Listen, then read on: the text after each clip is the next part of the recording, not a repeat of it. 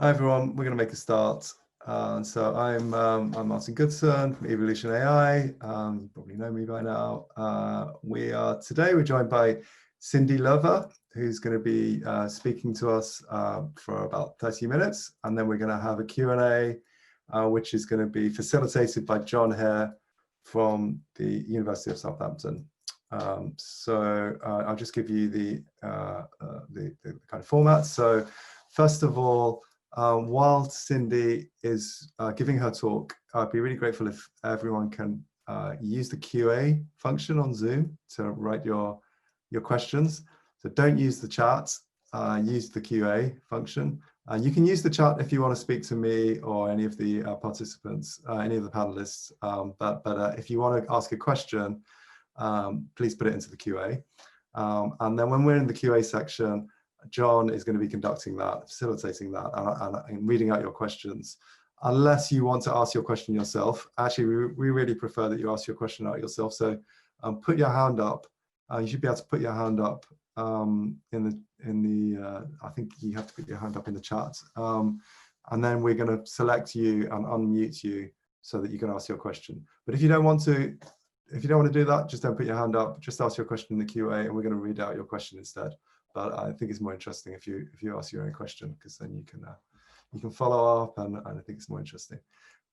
So that's it really from me, I think. Like I said, if you have any questions, then you can use the chat function for that. Otherwise, I'm going to hand over now to Sindy Löwe from the University of Amsterdam. Hi everyone. Thanks for the introduction. 1 second, I'll turn on my video. Yeah. All right. Yeah. Hi everyone. My name is Sindy Löwe. I'm a PhD student at MLab at the University of Amsterdam. And today I would like to share our findings with you, as we've published in our paper, Putting an End to End-to-End Gradient Isolated Learning of Representations. And this was a collaboration between Bastian Wehling, Peter O'Connor, and myself. And we've done this work at the University of Amsterdam at MLab. And we've published this paper at NeurIPS last year, where we even received an honorable mention for the Outstanding New Directions Paper Award for our work. During this presentation, I would like to show you that we can train a neural network without end-to-end backpropagation and achieve competitive performance. But before we get to our method and with which we achieve this, let's answer some basic questions first, which are what we actually mean with end-to-end backpropagation and why we want to train a neural network without it in the first place. So first of all, let's have a look at end-to-end backpropagation, what it does and why it is so important for deep learning. Nowadays, almost all neural networks are trained with end-to-end backpropagation. So if you read any paper on a new method in deep learning these days, you can almost be certain that the network in that paper has been trained with end-to-end backpropagation. And it is very useful for the training of neural networks because it provides a mathematically grounded way for calculating and applying the weight changes that are necessary to produce better outputs for a given input. Consider, for example, the network that you see on the left. In the bottom, we see the input to the network, which could be a picture of a cat. And this input would be propagated through a number of layers that apply some nonlinear transformations to it to generate a final output. For example, it could produce the output the label dog as an output. And this is obviously wrong. So we would like to train our network to do better. And to do this, we compare the output to a target value. In this case, that would be the label cat in order to calculate the loss.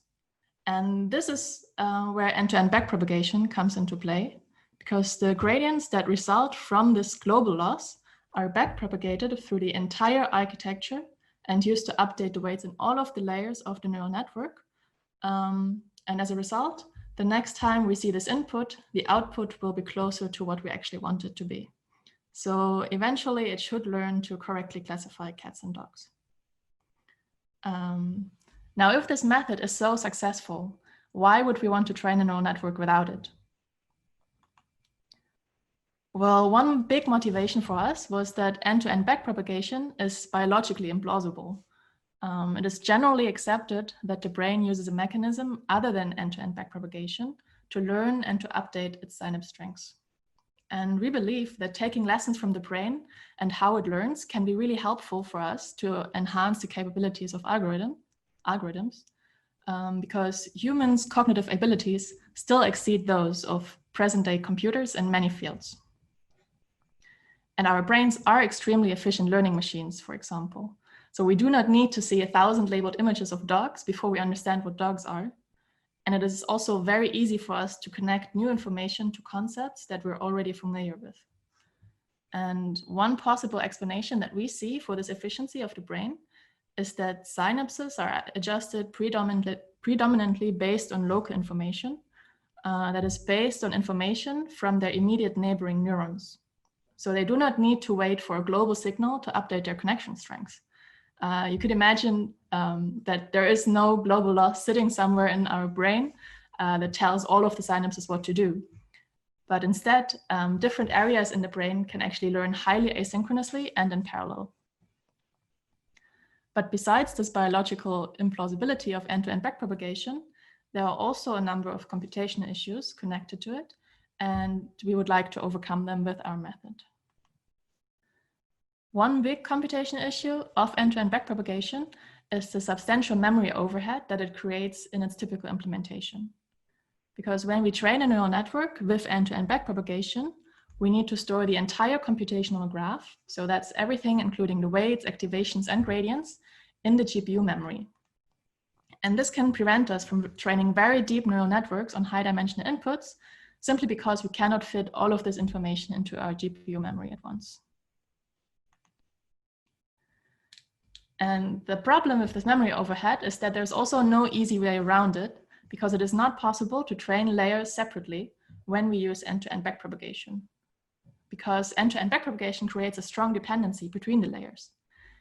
In the forward pass, each layer needs to wait for the activations from its predecessor to do any calculations on it. And in the backward pass, each layer needs to wait for the gradients from its successor to do its weight update.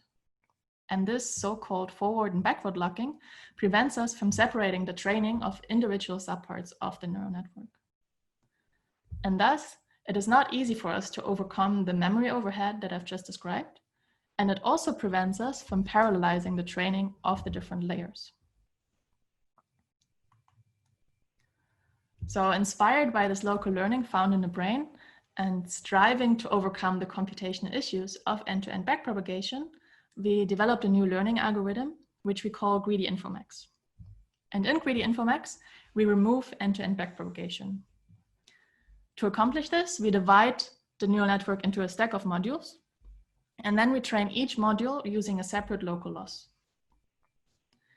And then we enforce that each module is greedily optimized and that each module greedily optimizes their own objective by blocking the flow of gradients in between the modules. For this greedy training of each module, Greedy Infomax makes use of a self-supervised loss function. Thus, we do not only remove the reliance on end-to-end backpropagation, but also the reliance on a labeled dataset for the training of our model. And with our proposed method, Greedy Infomax, we show that we can train a neural network without end-to-end backpropagation and achieve competitive performance. Let's have a look at how Greedy Infomax does this in a bit more detail. So first, with Greedy Infomax, we can take any conventional neural network architecture, and then we remove end-to-end backpropagation and optimize modules greedily instead. In order to do this, we do not employ a global loss, but we have a separate local loss for the training of each individual module. One point to note here is that with Greedy Infomax, we do not necessarily split our architecture at the layer level, but instead a module could represent a single layer, a residual block, or any subpart that we divide our neural network architecture into. Then we block the flow of gradients in between the modules. And this enforces that each module has to greedily optimize their own local objective. Or in other words, modules do not receive any gradients from the other modules, but they only optimize their own local loss. But this raises the question, how we make sure that modules still provide meaningful inputs to one another, even though they do not share any gradients.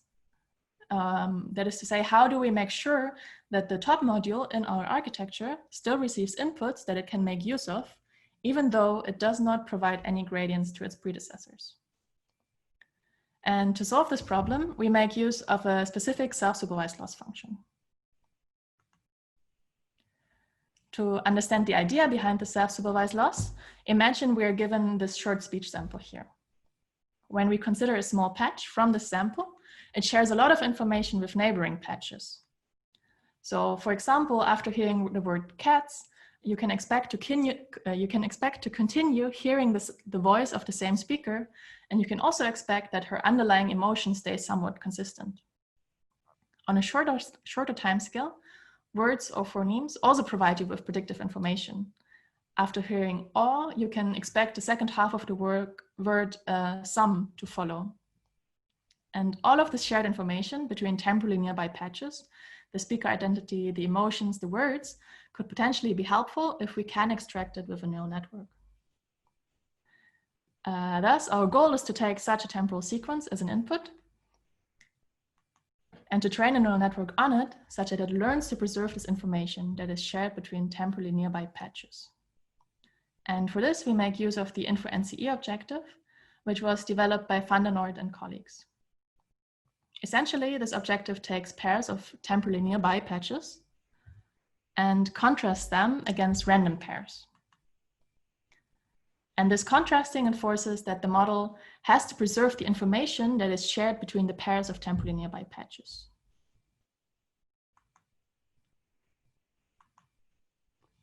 Mathematically speaking, this means that the InfoNCE objective maximizes the mutual information between temporally nearby representations. Or in other words, it maximizes the mutual information between the representations created by the module M for time steps t and t plus k.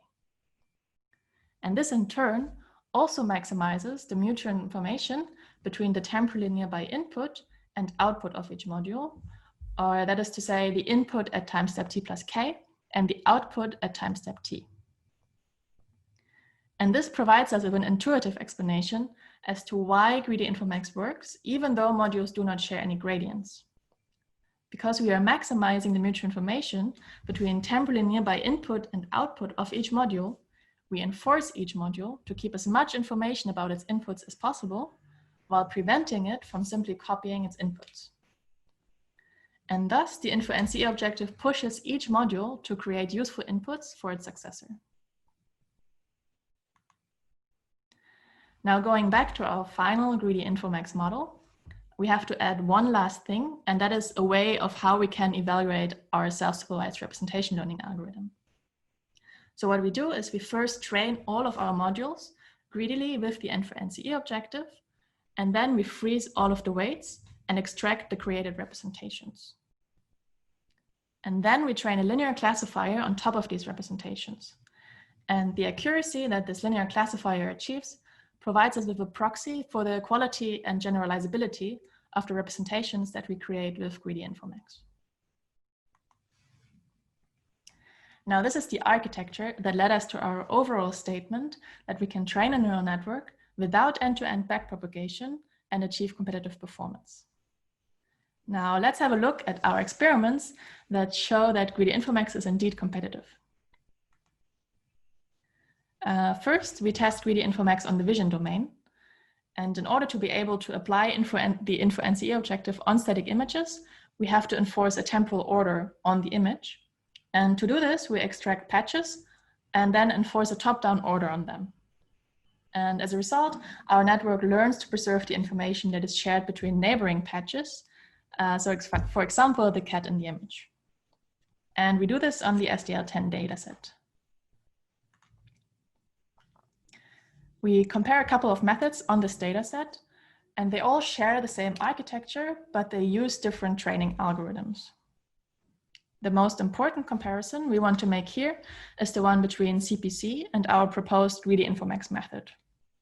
And the reason for this is that CPC uses the same objective, the InfoNCE objective, but employs it globally and with end-to-end backpropagation. And in contrast to this, Greedy Infomax applies the info-NCE objective locally and without end-to-end backpropagation. When we measure the downstream classification performance on the SDL10 images, we see that Greedy Infomax outperforms its end-to-end counterpart CPC here. Additionally, Greedy Infomax even manages to outperform comparable state-of-the-art methods on this dataset. So here we compare against the Deep Infomax model, which is very similar to CPC because it maximizes the mutual information between different patches of a given image while using end-to-end backpropagation. Pretzim, on the other hand, uses a greedy layer-wise training similar to Greedy Infomax, but it makes use of a supervised loss function for its training. Now, something exciting that we found when we visually evaluated our results is that the modules in our hierarchy learn to iteratively increase the level of abstraction in their representations, as you can see in these images here. So in the top row, you see images with patches highlighted in red, which represent the patches that specific neurons are most sensitive to. And from these patches, it becomes quite clear that the neurons in the first module are most sensitive to edges of specific orientations. So for example, the fourth neuron on the right seems to prefer edges of this angle. Neurons in the final module, on the other end, show a preference to much more abstract features. The first neuron seems to prefer text of zeppelins, for example, irrespective of its actual coloring. And this increase in the level of abstraction is a behavior that is commonly observed in end-to-end optimized architectures. And we find it very exciting to observe the same effect in our modules, even though they're optimized greedily and without end-to-end backpropagation. Now, after our vision experiments, we've also conducted experiments in the audio domain. And here we use speech samples from the LibriSpeech dataset. Again, we compare Greedy Infomax to a number of methods that share the same architecture, but use different training methods. And again, we're most interested in the comparison between Greedy Infomax and its end-to-end trained counterpart CPC. The first task that we evaluate our models on is the task of speaker classification.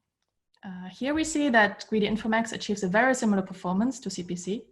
And this is despite the fact that we train every single layer in our architecture greedily with a local loss and without gradients flowing in between layers. The second task that we tested our models on is phone classification. Phones are distinct speech sounds that make up words, and thus this task requires features that can discriminate content while being invariant of the speaker identity that we just tested for in the first task. Now for the phone classification, we see that Greedy Infomax is slightly outperformed by CPC. However, there is an even bigger performance gap between CPC and the supervised model. And the authors of the CPC paper, Van der Noord et al., showed that this gap can be closed by extending the linear classifier with a hidden layer, which suggests that the extracted features of both CPC and Greedy Infomax might not be immediately linearly separable, but that the performance of these models can be improved quite easily. What I would like to share with you here is how the representations evolve throughout the model. For this, we train a linear classifier on top of each greedily trained layer of the Greedy Infomax architecture. And on the y-axis, we plot the error rate for the speaker classification task. When we plot the performance of all the intermediate layers of the Greedy Infomax model, we can see very nicely that each module improves over its predecessor. And this is very interesting because it shows us that each module provides inputs to its successor that the successor can make use of in order to create even better representations. And this works even though there's no way for the successor to actually communicate its needs with its predecessors in the form of gradients or anything else. When we compare the performance, next we compare the performance of intermediate layers when using Greedy Infomax against the end-to-end trained CPC approach. And this shows us that their performance is very similar throughout the entire architecture. That is, even though CPC employs only one global objective at the final 6th layer to update all of its layers coherently, it shows a very similar performance to Greedy Infomax, not only in the final layer, but also in all of the intermediate layers. And this is in stark contrast to the behavior of models that are trained with a supervised cross-entropy loss. Here, the performance of intermediate layers differs quite strongly depending on whether we apply the cross-entropy loss greedily to each layer or globally at the final layer. And this suggests that the InfoNCE objective and potentially contrastive learning in general is especially suited for the greedy training that we do with Greedy Infomax. Now, we've seen that we can train a neural network without end-to-end backpropagation and achieve competitive performance. But does this also alleviate the computational issues of end-to-end backpropagation that I have described in the beginning of this presentation? Well, the answer is yes. First of all, Greedy Infomax allows us to reduce the GPU memory costs substantially.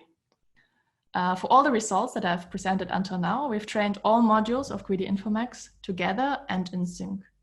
And in this training mode, our memory footprint is, unsurprisingly, in the same ballpark as for the end-to-end optimized models. But Greedy Infomax allows us to train each module entirely separately, one by one after another. And by doing this, after dividing our architecture into 3 modules, we can actually decrease our GPU memory consumption by almost 2/3. And due to this reduction in the GPU memory costs, Greedy Infomax could enable us to train much deeper neural networks on higher dimensional inputs. On top of this, Greedy Infomax also enables us to distribute the training of individual subparts of our neural network across separate devices. And thus it allows us to massively parallelize the training of these subparts. So imagine you have this network and you would like to distribute its training across 3 devices. What you would do usually is you would copy your entire network over to each device, run the forward and backward paths per device, and aggregate the results.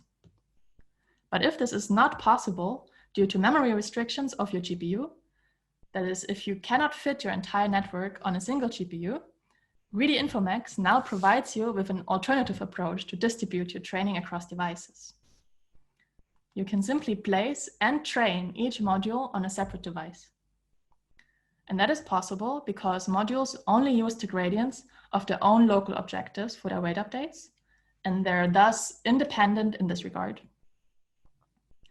Now, they still depend on receiving inputs from their predecessors, but this problem can be mitigated quite easily because modules do not depend on receiving the most recent inputs.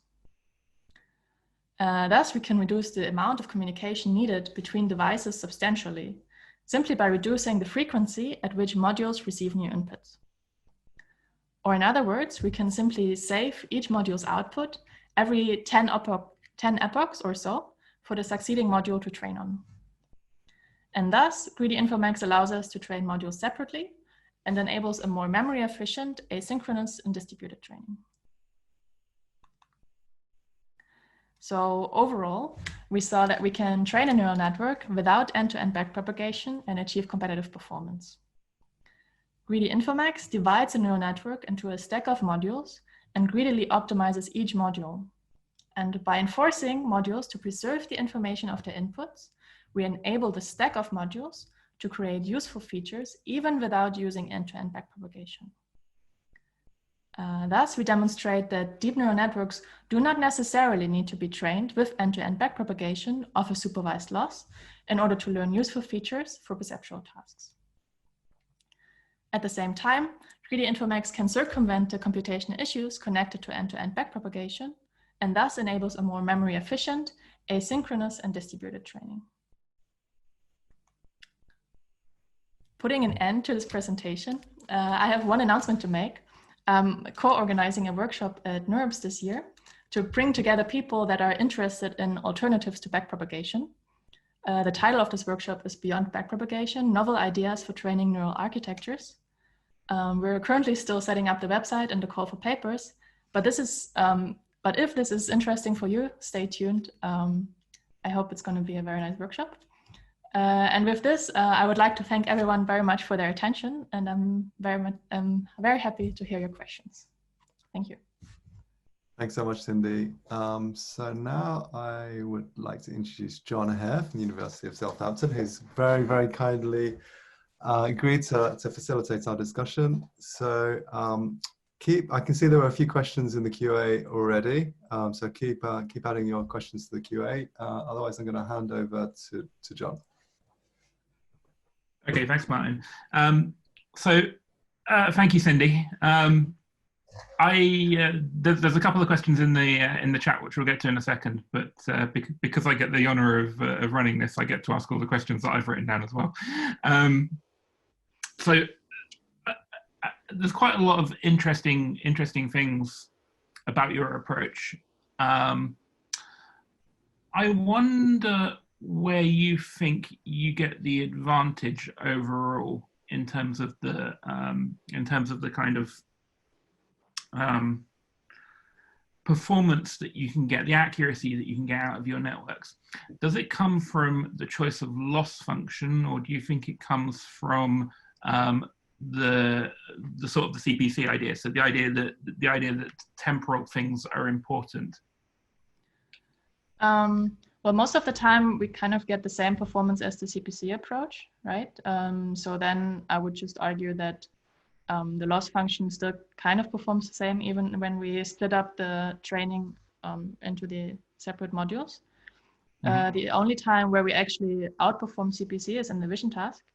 And there the loss function is slightly different actually. So CPC always makes use of this autoregressive module for their loss function, which we removed in our version because we tried to reduce the amount of kind of travel that the gradients do within our model. And this autoregressive module does kind of the worst in that regard because it needs backpropagation through time. So we removed that part from our model, and that might be part of the explanation why it works better. And the other thing that we also saw in that experiment is that we also get lower variance in our results compared to the CPC paper. Now this is super preliminary. This is only across 4 seats and we didn't investigate that further. But what I could imagine is that the local training that we do actually might also reduce the variance that you get across seats because it doesn't need to propagate the gradients as far, which might be a nice side effect. Okay, so one of the kind of most recent papers in terms of self-supervised learning would be like Jeff Hinton's SimCLR paper, and they more or less use the same loss function as you. It's a cross entropy loss, but rather than try to do sort of temporal prediction of patches, they do more global transformations of the image. Do you see an advantage or a disadvantage of the two approaches?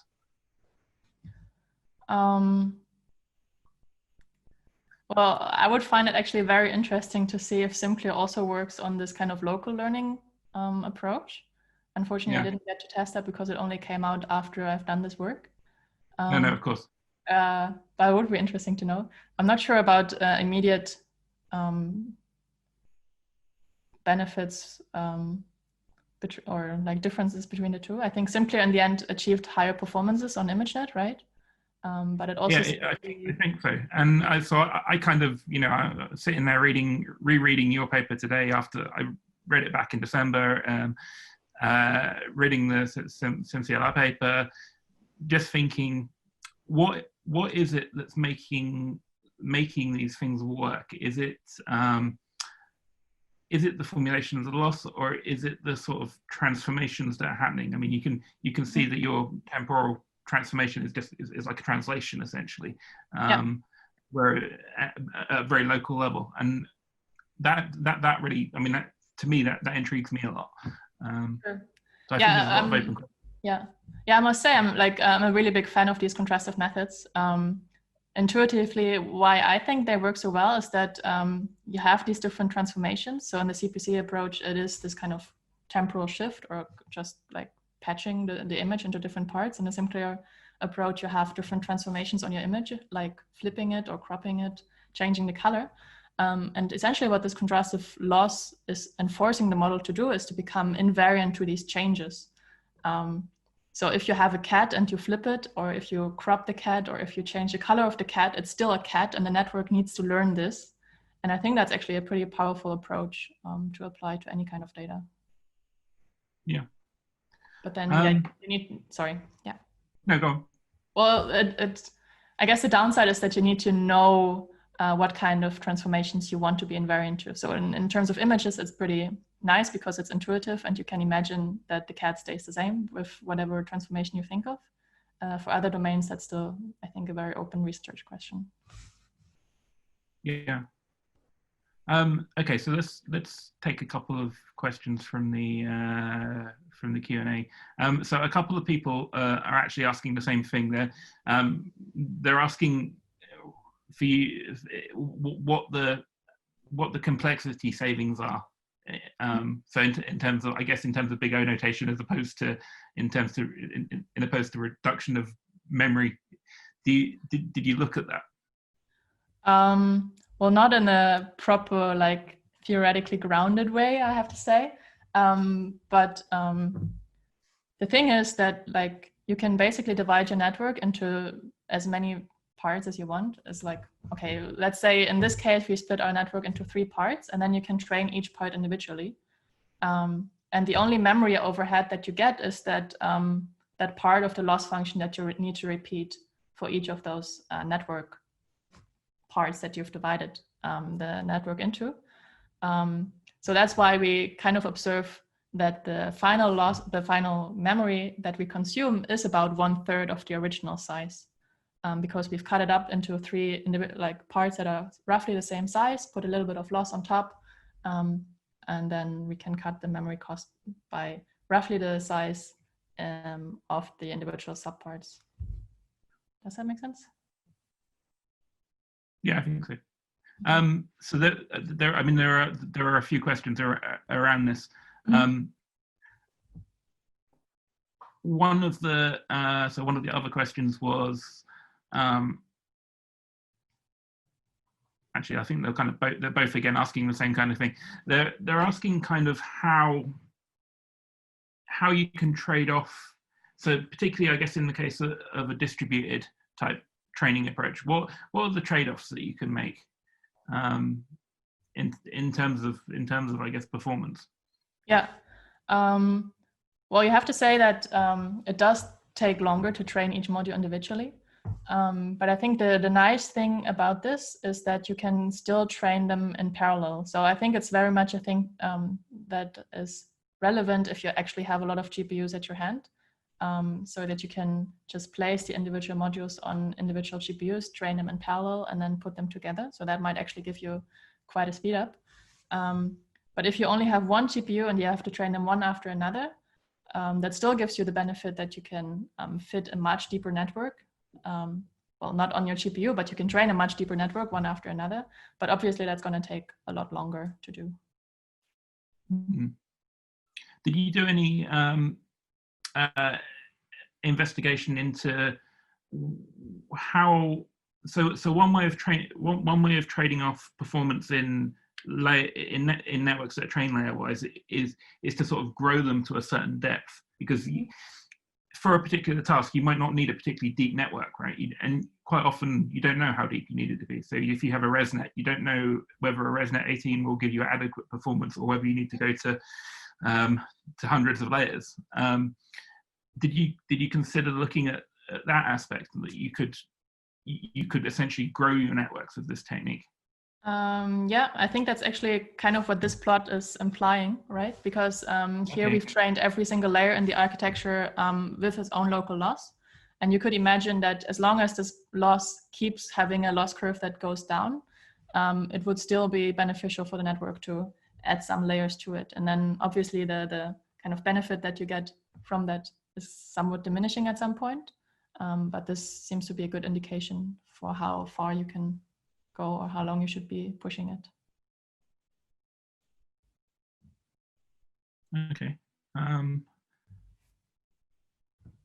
I think I've touched on this already, but there's another question from the audience, which was Sorry, I just noticed that no one has put their hand up. Just to remind everyone, if you want to put your hand up and ask your own question, then go ahead and we'll unmute you. But no one's got their hand up right now. But so go ahead, John. Yes, I was going to pick an anonymous one anyway. So, yeah, this question was: would you be able to use a different loss function? I mean, this particular loss function has a nice theoretical grounding, right? Because it relates directly to maximizing mutual information. But did you consider them, other loss functions? Well, I would find it very interesting personally to also try other contrastive loss functions, because like in the last few months, a couple new ones came out, and it would be really interesting to see if those also would work for this layer-wise training, because in the end, they kind of have the same theoretical grounding. So that could also kind of reinforce our hypothesis that it is this mutual information optimization that actually enables us to do what we're doing. Another alternative is this kind of PredSim approach that we're also comparing against. So they do use a cross-entropy loss function, but they need to put a regularizer on top of it to be able to do a layer-wise training. And I think there's also something interesting to learn from this kind of two angles to the same problem, because they need to enforce kind of a grouping in their latent space to make it work. And you could argue that the contrastive learning enforces something similar. So maybe that is something that a different loss function applied to this training needs to have for it to work.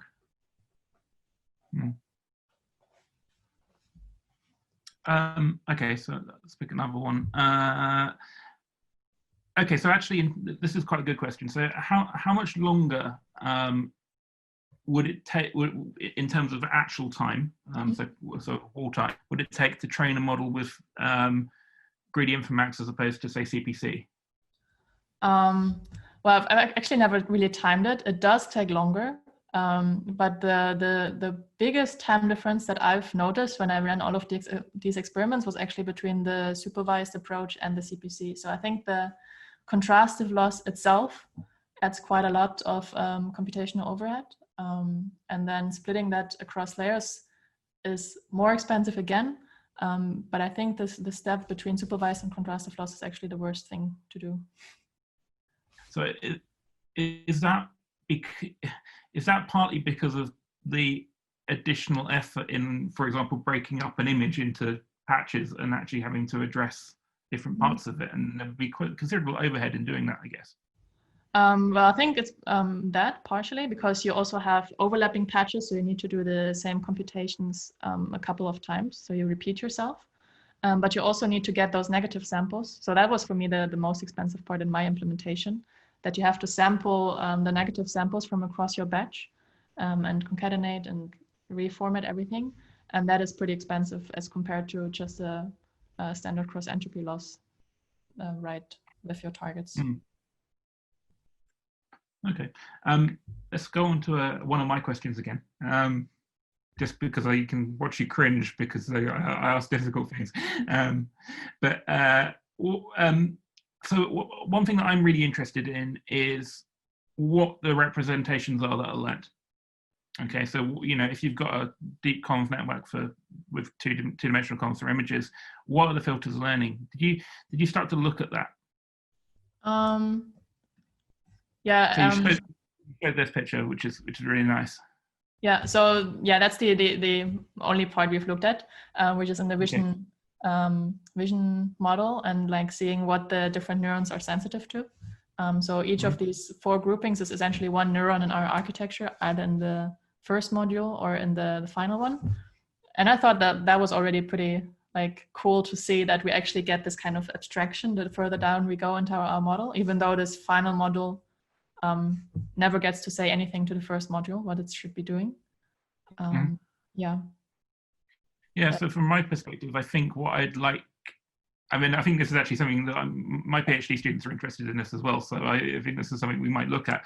But it would be really cool to be able to take 2 models, one that was trained this way, one that was trained end to end, and to analyze what the filters are doing in each of the layers, right?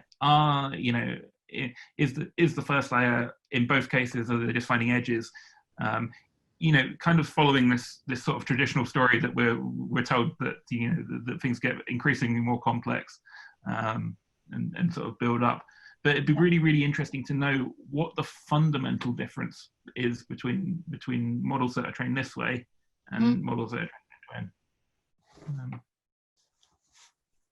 And the sort of second thing that I was wondering was whether you've investigated whether you get any additional advantages from this approach. So people have hypothesized that biological systems might be more robust to adversarial attack because of the learning regime. Have you considered that maybe that's an advantage that you get from your approach, or something that you've even considered looking at? I've considered it, yes, but I haven't come to it yet, unfortunately.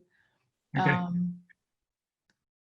One thing I could also imagine it to be doing better than like end-to-end learning is just avoid vanishing gradients, for example, because the gradients don't have to travel as far in the first place. I think the robustness thing might also be really interesting to look into, because the higher modules should be more robust, right? Because in the beginning of the training, they got much noisier inputs that they had to do something with. And then only throughout the training, the inputs start to be better. And maybe that pushes those essentially, maybe it pushes those final modules to be more robust. Yeah, I mean, it's sort of almost a matter of looking at how far things move away from separating hyperplanes in the output layers, and just trying to see whether you move to a scenario where things are less likely to sort of get pushed over and confound different classes. I think that'd be a really interesting thing to look at.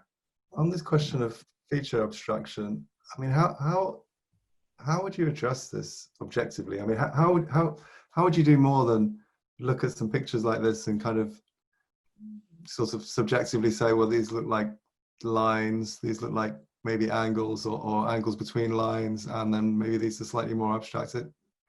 It's an interesting question, how you would objectively assess how abstract, and in what units, how abstract the features are in each layer.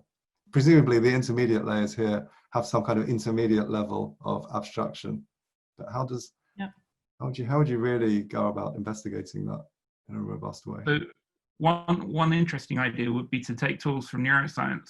So neuroscientists have long looked at biological neurons by essentially applying stimuli to them and then trying to group them into the way that they respond, right? With a deep neural network, you can do exactly the same thing. You can put controlled inputs in and measure the outputs and look at groupings of outputs, for example. So then you could do things like compute cell populations. You could say that in my first layer, 10% of the cells, 10% of the filters correspond to sort of blob detectors, and 10% of them correspond to 45-degree line detectors, for example. And you could actually start to build statistics of populations.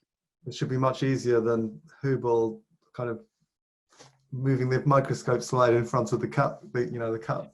Yeah, exactly. But it's basically, basically digital versions of that, and I think that's an interesting thing that is being looked at. Oh, I think we have a hand up, and it's Kai. So, should we unmute Kai? Kai, you're unmuted. Hi, yeah, thanks for the great talk. I was just wondering, building up of some of the earlier questions, have you considered any other biological inspiration, especially now that things don't have to be differentiable between layers? Not specifically with that aspect, but I think there's actually some pretty interesting connections to make between the loss function that we're using and some neuroscientific theories. So let me go to the right slide so I can talk about it. So what we're basically doing with our loss function is optimize the mutual information between the input and the output of our neural network. And there's actually theories about the brain that say that it's doing something very similar to that. So there's a deep Infomax theory that says basically exactly this. So it says that the brain optimizes the mutual information between its input and its representation. under the constraint that it needs to be efficient. So in the deep Infomax theory, this constraint prevents the brain from simply copying its input. We don't have this kind of constraint directly, but we have this temporal disparity, which does something similar. There's also the active inference theory from neuroscience, which basically says that any agent in the world is trying to minimize their surprise about their surroundings. And one part of this theory is that that the agent can do this by learning a model about their world that is better at predicting their own observations, so that you are less surprised when you keep on observing your world, which our model essentially is also doing, right, by optimizing the mutual information between its current output and its future input. And then a final connection I also see is the one to predictive coding, which is a theory that says that each layer in the brain, so our brain is hierarchical, and that each layer in the brain is trying to predict its own future input from the previous layer, which is also very similar to the equation that you see here. So I think there's like a lot of interesting connections to be made, not just about the local learning, but also about the loss function itself. Obviously, there's also some things that are not really biologically plausible. So for example, the negative samples that we need for our loss, yeah, that is very unclear where they would be coming from in the brain. Yeah, but otherwise I think there's like a very interesting connection. I think I can answer that. We have a memory and we have an imagination. That's all you need to make negative samples. Yeah, maybe the dreams, when we have very weird dreams, maybe that's negative samples. Did you want to follow up? No, thanks for bringing up all the connections. Thanks for the question. So there's another question in the Q&A that looks interesting. The question is, how robust is the method to different ways of splitting the model into modules? So did you kind of do an ablation study of that? Not of that directly. So we've like basically just split up the models that we used in one way and then just went for that. I've done one ablation study for the audio task where we've tried to remove the final layer from the model, because that one was again the autoregressive model which needed backpropagation through time. And that still worked, but that's not really connected to how to split up the model. Maybe one thing I can say is that in the audio task, we actually split up the model at the layer level, which is basically the smallest you can go. And there it still seemed to be working pretty nicely. Yeah, I haven't tried splitting the vision model up any further than I did in these experiments, so I cannot really say anything about that. Okay. Well, there's another question which kind of ties into one that I had as well. So the question in the chat was, are there performance drops when you train later layers on cached output of previous layers? So my understanding in the paper is that you did an experiment where in one case you kind of went and you trained each module until it converged, and then you train the next one and then the next one. Yeah. And then there was another variant where you would actually just train module 1, module 2, module 3, and then go back module 1, module 2, module 3 and repeat. Can you say a little bit more about that? Sure. I actually have backup slides on that. But essentially, so let's look at this one. Maybe that's a lot to take in at once. But basically, what we've done in all of our experiments is that we trained all of the modules in sync. So have all of them on the same GPU and train them all at the same time with the most recent input from the previous module. And then we get the performance that I was talking about in the entire talk. And then we did one experiment where we went to the complete other extreme, where we trained one module until convergence and only then started training the next module until convergence. And that gives us roughly 2% performance drop. So that's what you see. So when you train synchronously, you get 82+%. When you train iteratively, it goes down by roughly 2 percentage points. And we've looked into the model itself, and it seems to have something to do with overfitting, because when you look at the loss curves of the final module that we have here, then the loss curves for training and validation seems to go further apart when we do this iterative training. So when we train the modules one after another. And I think intuitively that also makes sense, because if you train the final module on top of modules that are already converged, it's going to get much cleaner inputs right from the start of its training, as opposed to training all of the modules at the same time. And apparently this kind of noise at the beginning of the training seems to have a positive impact on the final performance. Now, I don't really think that that's something that would stop you from doing this kind of distributed training that I've explained before, because one, you can still training in parallel and like update them every 10 epochs or so. Like you don't need to do this super extreme case that I've tried here.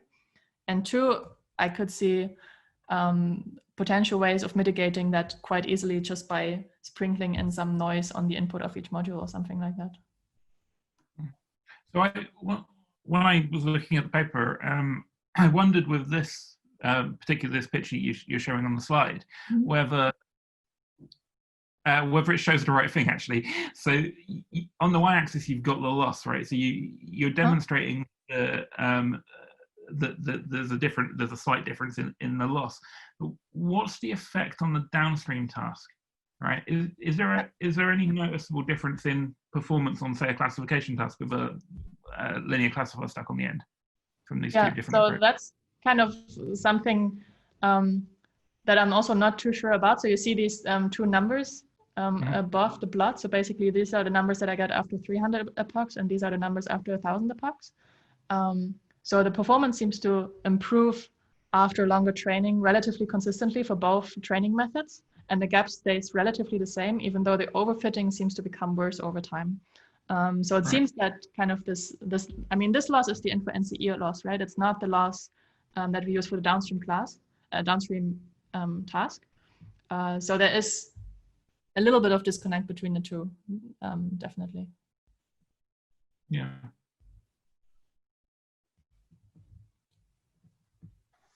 Okay, so there's a question. There's a question in the chat. I can probably answer this one though. The question was that I'll just read it out. So it says temporal seems to be a metaphor for something. Is it a kind of self-similarity? For what kinds of problems is it difficult to find an analog to temporal adjacency? So I think the answer is yes, it is a kind of self-similarity. It's self-similarity in time. I don't know, Sindy, can you think of any problems where it's difficult to, it's more difficult to find an analog? I mean, with images, we can do it by breaking them into blocks and that are close. Are there problems where this is difficult? Well, I think that kind of goes back to the question that we had earlier about the differences between CPC and SimClear, and how that translates to maybe other tasks that are not images. So I think as long as you can think of finding kind of positive pairs in your data where you feel like there's something that is shared between those that you would like to extract with the model, then you can apply it to your data, maybe. I would say that. One example is also, you could have an image, like a photograph of a cat and a drawing of a cat, and you could match those as positive samples and contrast them against other images. So essentially, I think you just need something where you know that between the two data points that you want to put together as a positive samples, there is something between those that you would like the network to extract, and then it should be possible to apply contrastive learning to that problem. Yeah, it's kind of interesting though, because as you that example of a sketch and a real image takes you away from purely self-supervised learning, right? There has to be some supervision in there because you need someone to tell you that they belong to the same class. Yeah. But it's quite interesting that you can still use the same framework, the same learning framework in such a scenario. Yeah. We have a hand up, John. It's okay. Jose Henry Leon. I'm going to allow you to talk, Jose Henry. Hi. Yeah, very interesting presentation. I just want to know, I mean, how do you choose the architecture of the domain or the modules in the Infomax training method? So basically, everything here was based on the experiments that were done in the CPC paper, because we wanted to very straightforwardly compare against the results that they could achieve with end-to-end backpropagation, but then after splitting up the model.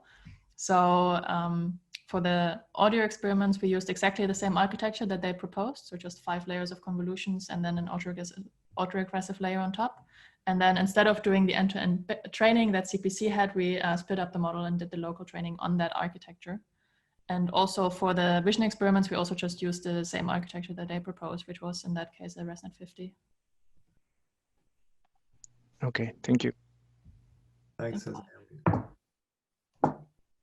There's a sort of follow-up question in the Q&A, which was how hard is it in practice to tune the hyperparameters for this approach?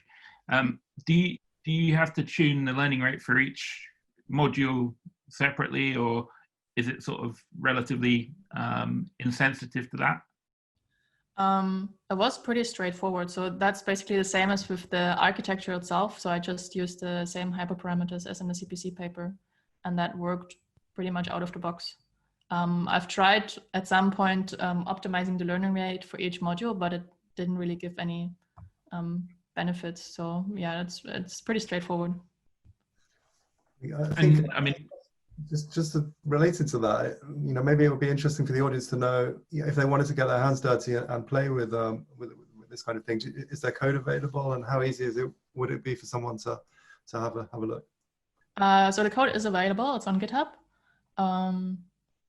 Yeah, I think if you just look for Greedy Infomax on Google, it should pop up. And I hope that I've implemented it in such a way that it should be pretty easy to get your hands dirty. So there's a setup script that you can run, and then it's basically 2 commands and to get you started. Great, thank you. Have we still got a minute, Martin? Yes. A few minutes, yeah. Okay, so there's one outstanding question in the Q&A, which I've been leaving, and it's asking what the differences are to older approaches like autoencoders. But actually, I think in particular, I think it's actually asking about what the differences with this are to deep belief networks. So for context, for the people that are listening, the deep belief networks were Jeff Hinton's way of doing layer-wise training, which was kind of popular in 2006-ish, sort of fallen out of fashion now. But yeah. So have you done any, have you kind of given any thought to comparing sort of DBN style learning against what you've been doing layer-wise? Yeah. Not exactly sure again. The deep belief networks, they basically learn layer-wise by essentially auto-encoding each layer, right? Yeah, exactly. Yeah, so well, I've done one thing, which is kind of implement that. So I wouldn't say it was a deep belief network, but I've tried one version where I've essentially auto-encoded every single layer and tried to map back to its input. And that failed horribly, so I didn't even use it as a baseline anymore. But I'm not sure how much that can really connect to deep belief networks. No, I mean, I think one of the interesting things that we've seen in sort of recent times is that, yeah, if you go back like six, 7 years ago, people were trying to use autoencoders as a way of doing essentially self-supervised, unsupervised learning, because you kind of hope that if you could train an autoencoder, you take the encoder and it would give you useful features. But almost time after time, we've actually found it doesn't really work very well. And more recently, these new approaches, these contrastative approaches, seem to be giving a considerably better performance. So it's kind of interesting to see that the field's moved away from that a little bit. And I think your experiments just demonstrate that maybe it's not the best way. Maybe reconstruction isn't the right objective if you want to extract information that's useful. Well, I think we have reached the end of the time. That's actually, John, You've done really well because, and Sindy, because this is the first time we've ever got through all of the questions from the audience Q&A. There's always some left over, but this is the first time we've done them all. So well done to both of you. Thanks you so much, Sindy, Löwe. That's really fantastic talk, really, really wonderful session. And John Hare, thanks for facilitating the really interesting discussion. And thanks to the audience for coming along again. And we'll be in touch for the next one. So thanks a lot, everyone. See you next time. Thanks for having me. Thank you.